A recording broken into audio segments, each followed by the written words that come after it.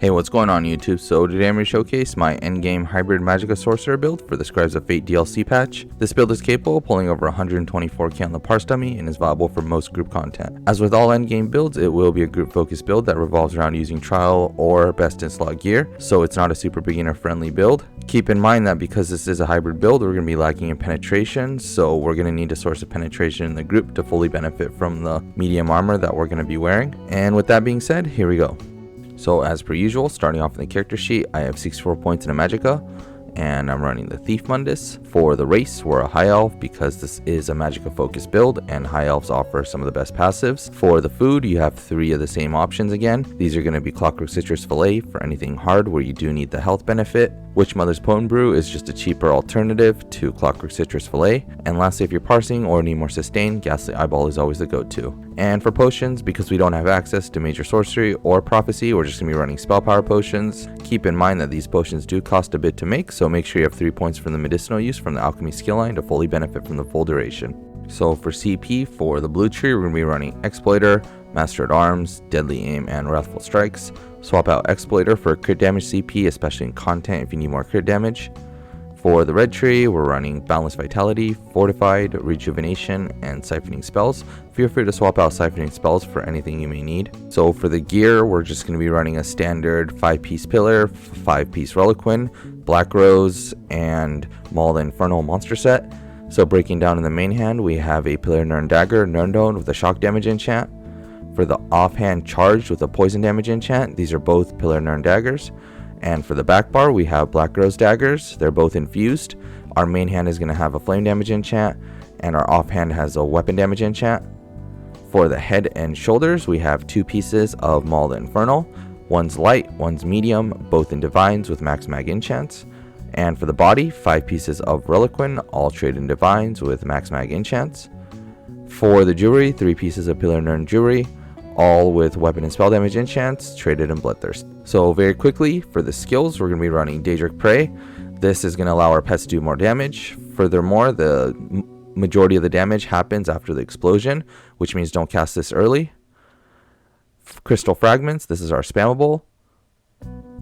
Mage's Wrath, our execute. Also, when you start using Mage's Wrath at 20%, still use your Crystal Frags that are procced. Volatile Familiar, our first pet, does good damage, and then make sure you recast the ability so that it does more damage. Twilight Tormentor is here for the passive damage. You can activate it once as a pre-buff. Power Overload is on the front bar for parsing. This is so that we can dump a 500 ult until we have enough ult, just enough ult to drop the Storm Atronach, but in content I swapped this out for Flawless Dawnbreaker. On the back bar, Barb Trap, because we need Minor Force, does good damage and also procs Hemorrhaging. Deadly Cloak is on here to proc the Black Rose Prison daggers and also does pretty good damage as well.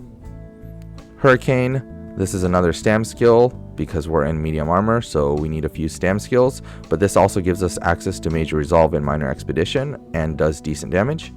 And double barred pets, because if you don't, they disappear.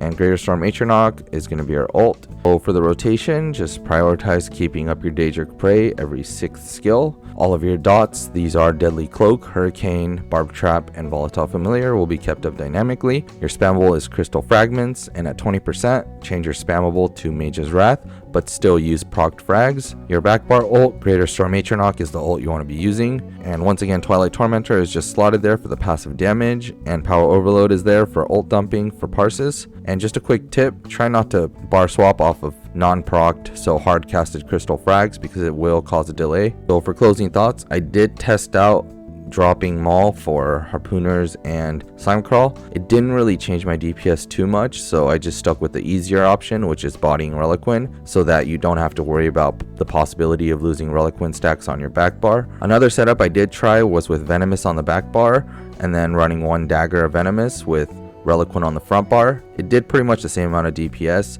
but once again, it didn't allow me to body Reliquin, and just very quickly, some gear alternative options. So if you want a light armor set, World Adepts and Bosse, also Soroya, are really great sets still. And if you want a different medium option, Aegis Collar and Coral Riptide are also good choices. Venomous is a really slept on medium armor set that's also good, and Advancing Yokeda could work theoretically with weapons injury, so that's an option as well. And if you need a budget build, then Order's Wrath and Julianos is always a safe bet. That wraps up the build explanation section of this portion. If you have any questions or comments, feel free to leave them in the comment section down below, or better yet, come join our Discord. Link is in the description. I will have a written guide attached in the description for those who would prefer that. And as always, thank you to my YouTube members. If you want to help me support my content creation, please consider becoming a member. And as always, thanks again, and see you in the next one.